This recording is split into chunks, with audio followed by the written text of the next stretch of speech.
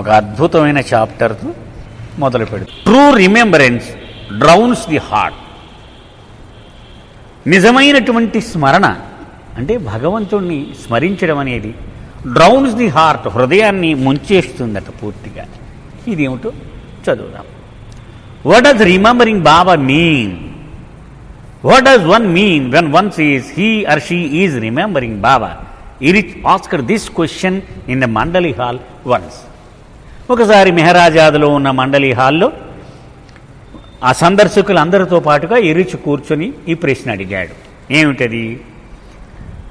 బాబాని స్మరించడము అంటే అర్థం ఏమిటి? మనం వాడేస్తూ ఉంటాం ఈ మాటని.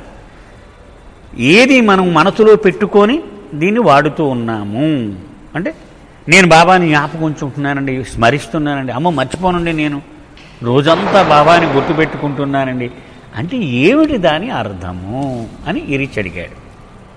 Lots of answers have popped up into my mind and I am sure it must have happened in others too.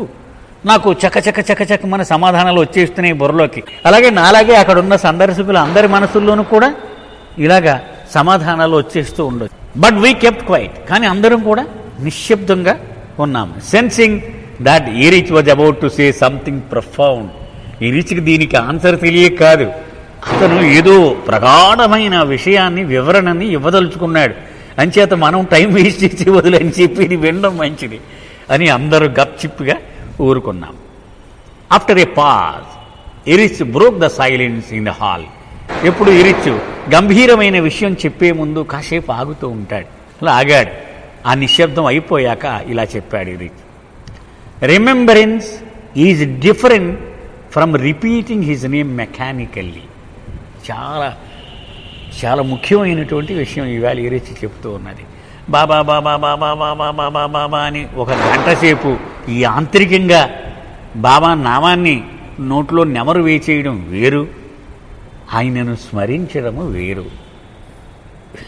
చూడండి అతను ఎంత వివరంగా దాన్ని విడదీసి చెప్తున్నాడు. యాంత్రికంగా ఇప్పుడు టేప్ రికార్డర్ అలా వేసేస్తే గంట సేపు అవతార్ మేహర్ బాబా కీజే అని పాడేస్తూ ఉంటుంది. అది దానికి ఏమన్నా అంటుతుందా అన్నారు బాబా. అలా గంటసేపు పాడడం వల్ల దానికి ఏమైనా అంటుతుందా? యాంత్రికముగా ఆయన నామాన్ని ఊరికిని పఠించడము వేరు, బాబాని స్మరించడము వేరు. అంటే గుర్తుకు తెచ్చుకోవడం. రిమెంబరింగ్ అంటే గుర్తుకు తెచ్చుకోవడం. Taking his name by repeating it mechanically is not enough. ఇరిచ్ చెప్తున్నాడు, యాంత్రికంగా బాబా బాబా పొద్దున్న గంట, సాయంత్రం ఒక గంట నేను చేసేస్తున్నానండి అంటే అది సరిపోదు. యాంత్రికంగా అలా చేయడము. Although it is a good beginning, అది చాలా మంచి ప్రారంభం అది బాబాని గుర్తు తెచ్చుకోవడానికి. కానీ అక్కడితో ఆగిపోకూడదు, అది సరిపోదు.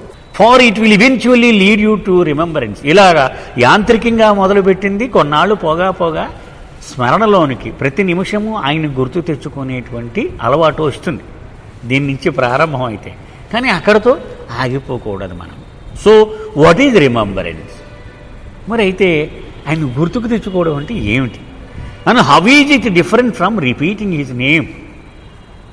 ఆయన యాంత్రికంగా ఆయన నామాన్ని ఉచ్చరించడానికి, ఆయనను గుర్తుకు తెచ్చుకోవడానికి ఏమిటి తేడా? ఇరిచ్ వాజ్ సైలెంట్. ఈ ప్రశ్న వేసి మళ్ళీ మౌనంలోకి వెళ్ళిపోయాడు ఇరిచ్. అందరి మనసుల్ని ఆయన కలిసి వేయడం కోసం అనమాట. Allowing us to grasp the difference. కాసేపు అందరూ ఆలోచించాం, అమ్మో ఈ రెండింటి మధ్యన తేడా ఉందన్నమాట అని ఆలోచనలో పడ్డాం. To digest what he was seeing, ఆయన చెప్పేది జీర్ణించుకోవాలి మనము అని మనం అటెన్షన్లోకి వచ్చాం. ఇరిచ్ proceeded, remembrance is from the heart. ఆ గుర్తుకు తెచ్చుకోవడం అనేది హృదయం నుంచి వస్తుందట అది చెప్తున్నాడు ఇరిచ్. In remembrance the heart seeks the believer's pleasure every moment. బాబాని గుర్తుకు తెచ్చుకోవడం అంటే ఆయన సుఖంగా ఉండాలి, ఆయన ఆనందంగా ఉండాలి, ఆయన సంతోషంగా ఉండాలి అని ఆరాటం హృదయం లోపల నుంచి వచ్చి అప్పుడు ఆయన్ని గుర్తుకు తెచ్చుకుంటామట మనం. And so it constantly thinking of the beloved. ప్రతి క్షణము కూడా ప్రియతముని గురించే ఆలోచనలు చేస్తూ ఉంటుంది. Constantly wanting to please the beloved. ఏమిటి? దానికి ఉన్న కోరిక ఒకే ఒక్క కోరిక, నా తండ్రి సంతోషించాలి అనేటువంటి ఒకే ఒక్క కోరిక ఉంటుంది. One has no thought of oneself. తన గురించి, తన మేలు గురించి, తన బాగు గురించి ఆలోచన ఉండదు. Only the beloved's pleasure matters. ప్రియతముని యొక్క ఆనందము అదొక్కటే పరిగణింపబడుతుంది ఈ విషయంలో. One forgets oneself completely and drowns in the thoughts of the beloved. తన గురించి తను పూర్తిగా ఎమర్చిపోయి ప్రియతముని యొక్క ఆలోచనలలో హృదయము మునిగిపోతుందట. అది భావాన్ని గుర్తుకు తెచ్చుకోవడము అంటే. It is continued. How can we achieve that state of heart? మరి అలాంటి హృదయాన్ని, ఆ స్థితిని ఎలాగూ మనము సాధించగలము? Often pilgrims ask me this question in exasperation for they know not what to do. నిరాశతో చాలామంది సందర్శకులు అడుగుతూ ఉంటారు, ఎలాగయ్యా ఈ రీచ్, నువ్వు చెప్పేసేవి బాగానే ఉంది, దాన్ని ఎలాగో సాధించడం, ఎందుకని ఇది ఎలాగో వాళ్ళకి అంతుపట్టదు. అందుకని ఆ నిరాశలోంచి అడుగుతూ ఉంటారు నన్ను. Well, the way to go about it is that one should in their day to day existence put into practice all these things that Baba has asked us to do. Baba మనల్ని ఎలాగూ జీవించాలి అని కోరాడో, ఎలాగూ జీవించాలి అని నిర్దేశించాడో అవన్నీ దైనందిన జీవితములో ఆచరణలో పెట్టడం ద్వారా అప్పుడు సాధ్యమవుతుంది. Remembering that it would please him if we did so. అలా చేస్తే బాబా ఎంతో సంతోషిస్తాడన్నమాట అనుకుంటూ మనం జీవితాన్ని సాగించాలి. ఎవడో కష్టంలో ఉన్నవాడు అనుకోండి, మనం సాయం చేయగలిగిన పరిస్థితి ఉంది, చాలా కష్టంలో ఉన్నాడు, అప్పుడు ఏమనుకోవాలి మనం? ఇప్పుడు వీడికి సాయం చేస్తే తప్పకుండా నా ప్రభు, నా తండ్రి సంతోషిస్తాడు అని వాడికి సాయం చేస్తే అది బాబాకి నిజమైన సంతోషాన్ని ఇస్తుంది. ఫర్ ఎగ్జాంపుల్, ఉదాహరణ చెప్తున్నాడు. When somebody shouts at you, abuses you are tries to humiliate you in any way. ఒకడు, బుద్ధి ఉందా లేదా నీకే, ఎన్నిసార్లు చెప్పాను నీకు అని ఇష్టం వచ్చిన దుర్భాషలాడి అనకూడని మాటలు అనేశాడు అనుకుందాం. We react immediately and retaliate. వెంటనే ఎవడు మాట్లాడేది అని వెంటనే మనం తిరుగుబాటు చేస్తాం. Why that? ఎందుకు అలా తిరగబడతాం మనము? Because we're so caught up in the falseness of the ego that we fail to remember our beloved's pleasure at that moment. ఎందుకు మనం తిరగబడతామట? మనము ఈ అహమునకు సంబంధించిన ఆ మాయ భాగం, రెండు భాగాలు ఉన్నాయి అహములో, సత్యమైన అహము, అసత్యమైన అహము. ఈ అసత్యమైన అహము దాని యొక్క పరిస్థితిలో మనం తగులుకుపోయి ఉన్నాం. అంచేత అరే నేను ఇలా కోప్పడితే నా తండ్రి ఇష్టపడడు అన్న విషయం మరిచిపోయి మనం వెంటనే తిరుగుబాటు చేస్తాం. For the one who is remembering his beloved every moment and wanting to keep his pleasure at all the times would handle the situation with equipoise, undergoing humiliation and effacement of the ego. కానీ ఆ క్షణములో కూడా తండ్రి యొక్క ఆనందాన్ని ఎవడైతే పట్టించుకుంటాడో వాడేమనుకుంటాడు, ఓహో నేను కోప్పడకూడదు, నేను కోప్పడకుండా ఉంటే నా తండ్రి సంతోషిస్తాడు అని అవమానాన్ని వాడు స్వీకరిస్తాడు. వాడి అహాన్ని తగ్గించుకొని వాడు తండ్రికి నిజమైన ప్రయోజనాన్ని, ఆనందాన్ని ఇవ్వగలుగుతాడు. వై? ఎందుకు అలాగా ఆడు ఇవ్వగలుగుతాడు, వీడు ఎందుకు ఇవ్వలేకపోతున్నాడు? Because that is his beloved's pleasure. అది ప్రియతముని ఇచ్చ. ఏం చదువుకున్నాం? మై విష్లో నిన్ను ఏ పరిస్థితులలో నీవు ఉన్నప్పటికీ ఆ పరిస్థితి నేనే నిన్ను ఆ పరిస్థితిలో ఉండాలి అని నిర్దేశించాను అని అనుకో. నీకు కష్టం కలిగితే బాబా నన్ను కష్టపడమని ఇచ్చపడుతూ ఉన్నాడు, ఆయన సంకల్పం అలా ఉంది అనుకో అన్నాడు. అంచేత ఆయన ప్రిస్క్రిప్షన్ అది. ఒకడు తిడుతూ ఉన్నాడు, ఓహో నేను ఇప్పుడు తిట్లు తినాలన్నమాట, అది బాబాకు ఆనందం అన్నమాట అనుకుంటే ఆయన ఇచ్చను నెరవేర్చేవాడు అవుతాడు. He is aware that it would please his beloved if he remains poised in all situations and circumstances of his life. ఎలాంటి పరిస్థితులలో భగవంతుడు తనను ఉంచినా ఆ పరిస్థితి ఎదురైనప్పుడు నిబ్బరముతో, స్థితప్రజ్ఞతతో, ప్రశాంత చిత్తంతో భరించి వాడు సహించిన నాడు తప్పకుండా తన తండ్రి ఇచ్చిన ఆయన ఆనందాన్ని పరిరక్షించిన వాడు అవుతాడు. This awareness of his beloved's pleasure is the driving force of his life. మరి వాడు ఎందుకు ఉండలేకపోయాడు? ముందు వీడు ఎందుకు ఉండగలిగాడు? ఒకటే తేడా, ముందు వాడు ప్రియతముని ఇచ్చ గురించి, ఆయన ఆనందం గురించి పట్టించుకోలేదు వాడు. ఈ రెండో వాడు, అమ్మో ఆయన కోపం వస్తేమో నేను తిరగబడితే కరెక్ట్ కాదు. సో అతని జీవితంలో ప్రతి చర్యకు తన ప్రియతముని యొక్క ఆనందము అదే నడిపిస్తూ ఉంది వీడిని. వాడు స్పందనలన్నింటినీ అదే నడిపిస్తుంది, డ్రైవింగ్ ఫోర్స్ వెనక నుంచి నడిపిస్తూ ఉంది. Such a one finally achieve success in getting rid of the false ego. అలాంటి వాడు తన అసత్యమైన అహమును తప్పకుండా వదిలించుకోగలడు. ఎందుకని? ప్రతి క్షణము వాడు ప్రయత్నం అంతా వాడి అహాన్ని చెరిపేస్తూ ఉంటుంది. By constantly remembering the believer's pleasure. ఎలా వదలగొట్టుకుంటున్నాడు? ప్రియతముని ఆనందం అది వాడు ఫోకస్లో పెట్టుకున్నాడు కనుక వాడి అహం తగ్గిపోతూ ఉంది. And finally merges in the beloved. చివరికి ప్రియతమునిలో మునిగిపోతాడు, ఏకమైపోతాడు. This is what one should do if one wants the heart to drown in him. ఆయనలో మునిగిపోవాలనుకుంటే ప్రతివాడు ఇది తప్పనిసరిగా అభ్యాసము చేయవలసి ఉంటుంది.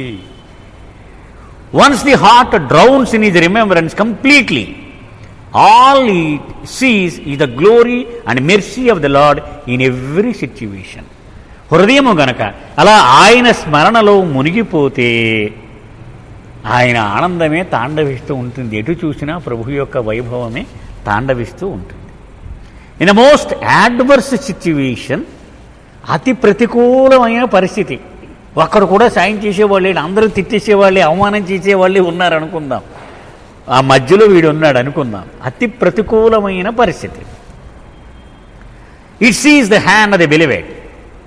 ఆ ప్రియతముడి యొక్క చెయ్యి కనపడుతూ ఉంటుంది. నేనేరా ఇదంతా చేస్తున్నాను, నువ్వేం పెద్దగా పట్టించుకోవద్దు అని ఆ తండ్రి యొక్క హస్తం కనపడుతూ ఉంటుందట. And the situation becomes joyful. నా తండ్రి చేస్తున్నప్పుడు ఆనందమయం అయిపోద్దట ఆ పరిస్థితి వీడికి. అందుకే ఒక బాబా ప్రేమికుడు అన్నాడు, ప్రపంచములో ఉన్నటువంటి మానవాళిని 2 కేటగిరీస్, 2 తరగతులుగా విభజించవచ్చట. ఒకటి, వాడి జీవితంలో జరిగే ప్రతి సంఘటన వెనుక భగవంతుడి అదృశ్య హస్తాన్ని చూడగలిగింది ఒక గ్రూప్, చూడలేనిది ఒక గ్రూప్. 2 గ్రూపులట. వీడి జీవితం వేరేగా ఉంటుంది, వాడి జీవితం వేరేగా ఉంటుంది. చేసేదంతా నా బాసే అని తెలిసిపోతే వాడు స్పందించే తీరు వేరేగా ఉంటుంది వాడి. అంతే కదా, అయినే కదా నేను చేస్తాను. అలాగే బాబా చెప్పిన ఒక కథ కూడా ఉంది. ఒక పడవలో భార్య భర్త వెళుతూ ఉంటారు, చాలా అన్యోన్యంగా ఉంటారు వీళ్ళు. పెద్ద తుఫాను వచ్చేసింది. ఆ పడవ తుఫాన్లో తగులుకొని ఇలా ఊగిపోతూ ఉంది పడవ. భర్త నిశ్చింతగా ఉన్నాడు. క్రైస్తుని ప్రేమించేటువంటి వాడు భర్త, చాలా పెద్ద ప్రేమికుడు. భార్య కంగారు పడిపోతూ ఉంది. భర్తను అడిగింది, మీకేం భయం ఏంటి లేదా మీకు? నేనేమో అడిలిపోయి చూస్తున్నాను, మీరు ఏమీ పట్టించుకోకుండా నిశ్చింతగా ఉన్నారు అని.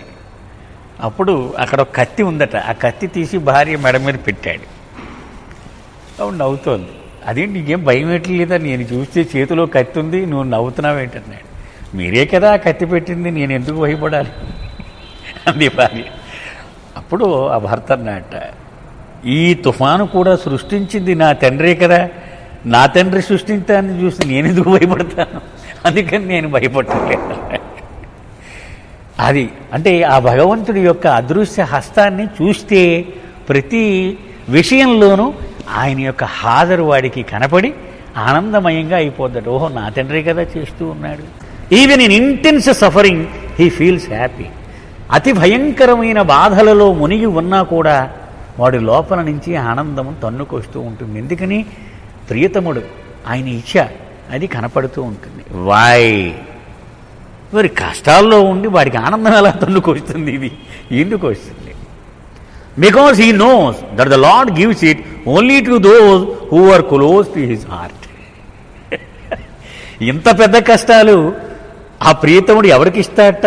ఆయనకి అతి సన్నిహితులైన వాళ్ళు ఎవరో వాళ్ళకి ఇస్తాడట.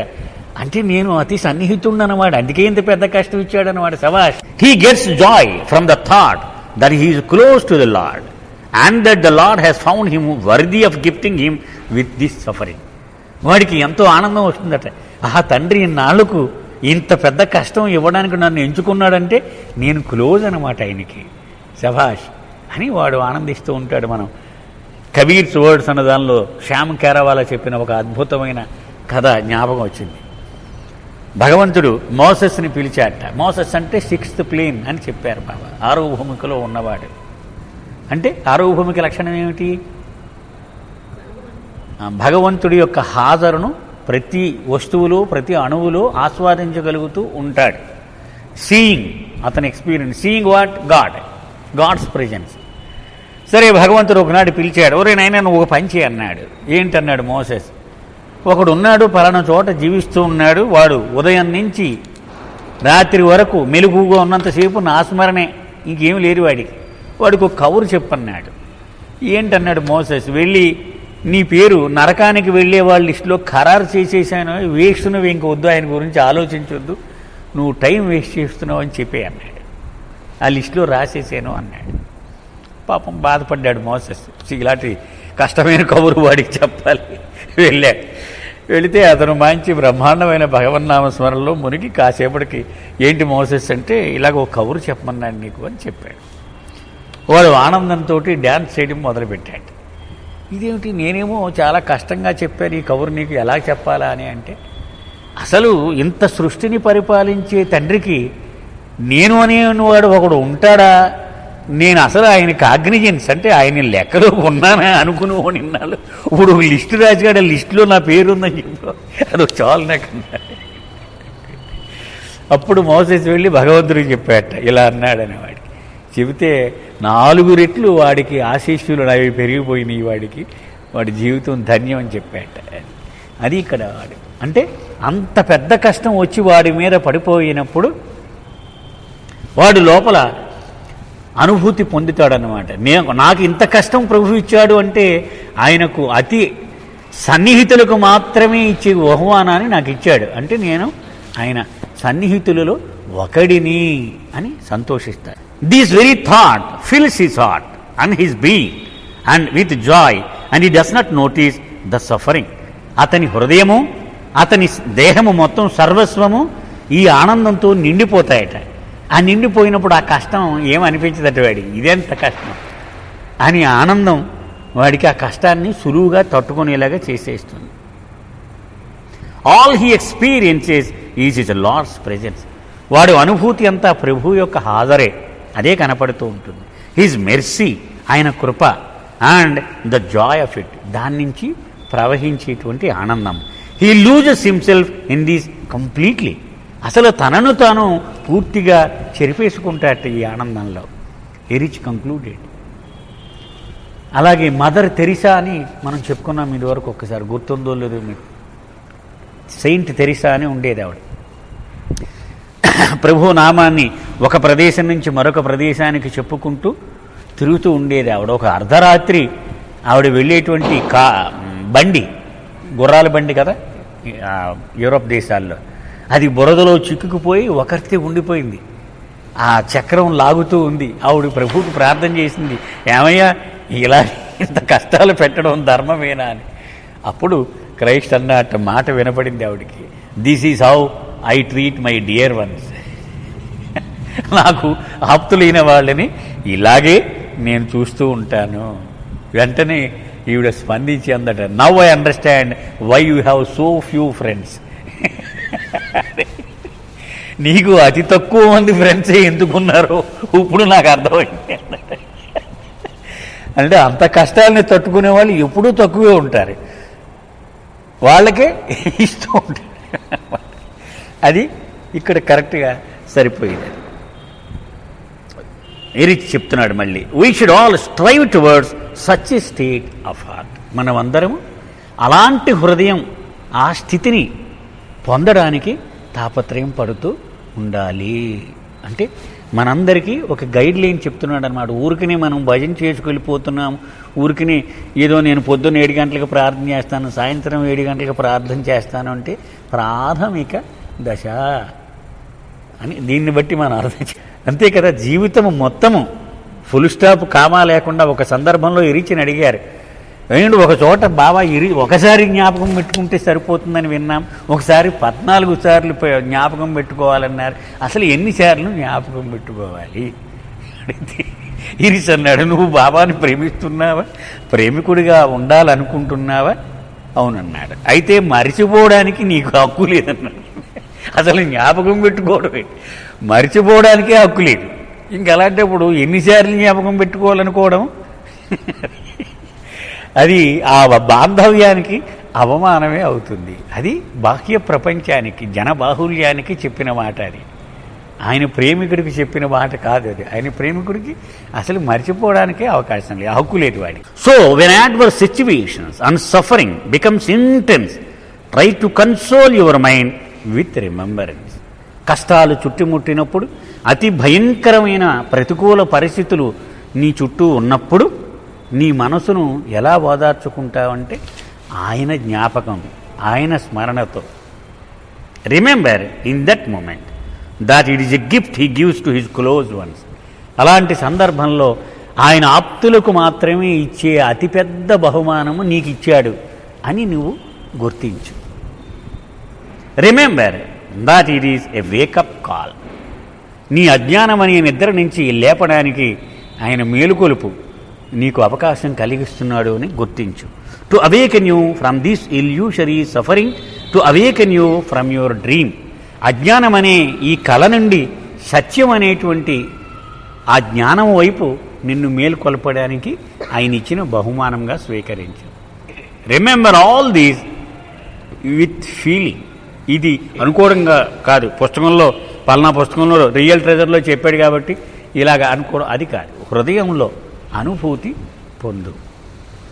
Create this feeling in your heart during your moments of crisis, and then you too will begin to experience joy and experience his presence also in every situation, even in crisis and intense suffering. హామీ ధీమా ఇస్తున్నాడు ఇరిచి.